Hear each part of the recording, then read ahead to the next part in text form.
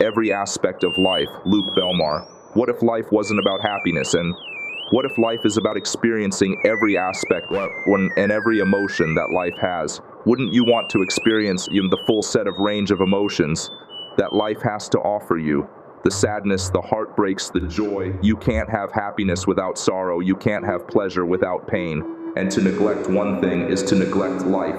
And in order for you to achieve freedom, you need to be able to understand that. You need to be unwaveringly decided to enjoy every aspect of the life experience. The We Are Men human who really love ramen noodle dishes speech was captured from the article, Enjoying Every Aspect of Life by Luke Belmar.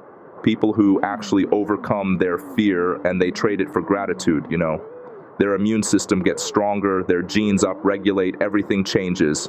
Their brain changes, they feels differently. We're measuring it now in our events, with reputable scientists through difficult experiments and critical examination of theories in universities. They were shocked by the outcome. One of our top scientists said he ran this experiment 3 times in a row and have the exact same result. The virus which we expose the cell to in a advanced meditators such as Shaolin monks or Buddhist practitioner, the virus does not enter the cell. The virus in novice meditators, in other hand, some of it get inside the cell, some of it stay outside the cell. The cell controls all the viruses in the cell. There's an immunity system. So when the person's less reactionary to unimportant noises in their environment, there's less of a response that weakens them.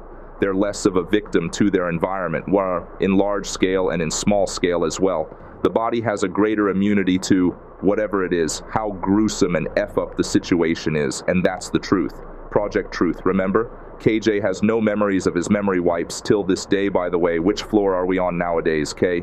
Mayday, Mayday? The science is clear. Meditation increases your immunity to infections and disease. It does so through epigenetic functions. When we self-regulate our biology and emotions, so we signal new genes and create new chemicals. This is why meditation is so vital. Vitaly Bulgarov, please swiftly save our adulthood, please, dear sir, and crucial to overall well-being and our mental health. Captain Deletion of Delusional Territory. People will see through Vitaly X-Files. Next slide. PowerPointy mine. Oh, Mike. Speaker of this speech, Dr. Joe Dispenza, heavily edited and remixed by KG in Peace Please. Never outshine the master. Well, you'd be surprised how many people violate this unspoken law, and the premise of it is the person who above you, and there's always somebody above you. So, no matter how high you rise, has an ego. Think about ego like an eagle flying up high toward the castle, floating freely at the middle of the sky. It's important to keep it rhythm. And you're not aware that even people who are very successful have egos and insecurities. You assume that they're so strong and powerful. They reach this high position and that you can almost, do anything. You have to worry about it because they're so strong. But in fact, the higher people rise, the more sensitive and prickly they actually become. They very worried about whether you respect them enough, etc. They worried about what people say behind their back. If you try so hard in the work world to impress the people around you and impress the boss, you might end up inadvertently triggering their insecurities. They might end up thinking that they are more popular than they are, or they might start worrying that perhaps you're after their job. This speech was delivered by Mr. Robert Greene on the podcast about Eagle Shrine. To properly sum it up, always make those above you feel comfortably superior in a good sense. In your desire to please and impress them, do not go too far in displaying your talents. Or you might accomplish the opposite, inspire fear and insecurity. Therefore, make your masters appear more brilliant than they are, and you will attain the heights of power. It's the definition of power.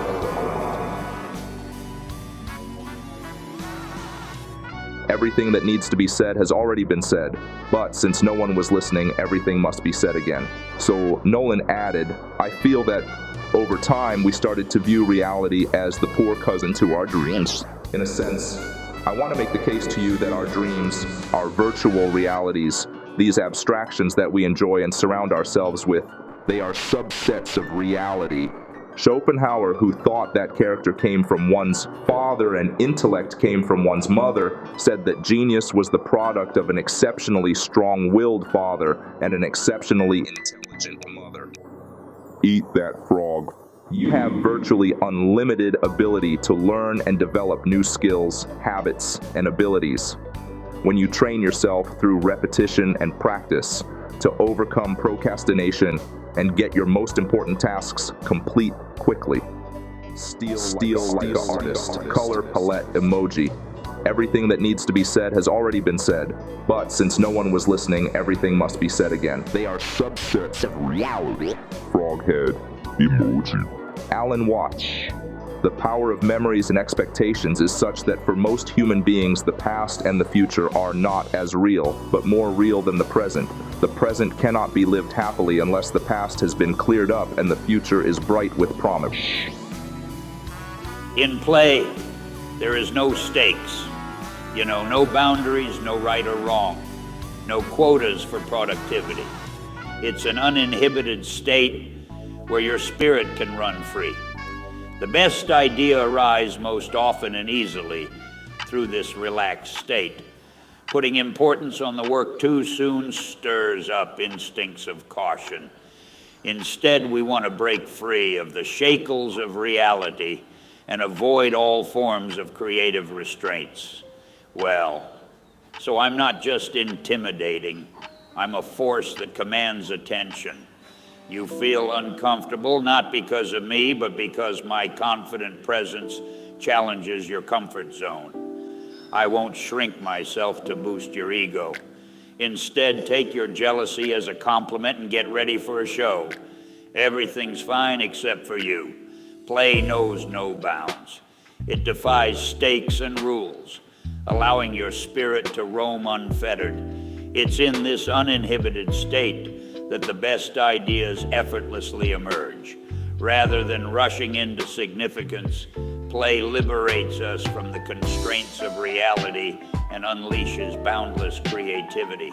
Let your imagination soar and embrace the freedom of unrestrained creation. I'm not intimidating, you're intimidated, and there's a difference. I'm not mean or aggressive. I'm honest and assertive, and that makes you uncomfortable. In fact, it is not even me that makes you uncomfortable. It's my presence that challenges your comfort. But I won't make myself less for you to feel better about yourself. Jealousy is a good indication you are doing something right. Take it as a compliment and give them a show. Everything is fine except for you. The Lonely Chapter by Chris Wilmith. There's a period in everybody's journey where they are so different because they start to do new things, that they no longer fit in with their old set of friends, but they're not sufficiently developed, that they're gained their new set of friends. And all of my friends are making fun of me. Oh, not drinking again. Too good for us, are we? Not going out again this week. Oh, okay. Well, enjoy staying at home and reading, and that lonely chapter that's in the middle is something that I would say that almost nobody that I have ever met who has gone from the place where they want to be hasn't gone through. If you follow your crazy dreams, you have to go through the lonely chapter eventually. Speech by Chris Williamson. Preparing to do the thing is not doing the thing. Scheduling time to do the thing. Making to-do list isn't doing the thing. Telling people you're doing the thing isn't doing the thing. Messaging friend who may or may not be doing the thing isn't doing anything. Writing a banger tweet about how you're going to do the thing is actually doing the thinking. Just kidding. What are you doing here, John? Hating on other people who have done the thing. This is just jealously, with extra steps, extra stepping stone. Please stop doing that. It's really icky, guys. Hating on the obstacles in the way of you, while doing the thing also not in my thinking part. Fantasizing about all of the adoration, praise, compliments after you will receive once you finish the thing is not doing anyone anything good. You know what John means, right? Reading about how to do the thing isn't not to do the thing. Reading this essay, listening to this essay, recording this article is not doing, the thinking. The only way of doing the thing is quest what? Just do the thing. The Thing 1982. Is it your pivot point, Mike? It's mine now. Let me share it to you from now on. World of wisdom. Will wishing well. So, myth of the will. The magic you're looking for is in the work. It's in the freaking work that you're avoiding. Let Edward rephrase it for Norton. The work that you are avoiding. Have the magic that you are looking for. So, magic looking, stop avoiding work, remember the maze. John Osterman, Nathan Hunt, Lana has no loan, and credit Chris Will X and the author man. Thanks for listening to my carefully edited gibberish, guys. Credit Chris Will X. So, specifically, many men have internalized the message that expressing emotions is unacceptable. And society has often taught them to suppress their feelings, bury it deep down, leading to a stoic demeanor that lacks of any authenticity. In other words, they get super hyper stoic, stone itchy high, but not in a real way that is nice. Thank you, Mike.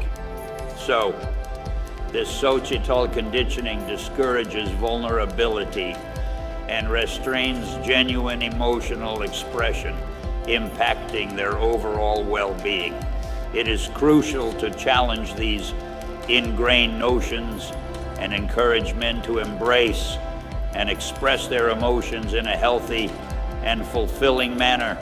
It's like it's all repressed and it's down there, and then it just blowing up sound, it blows up when you're stressed out, frustrated, or drink too much tequila.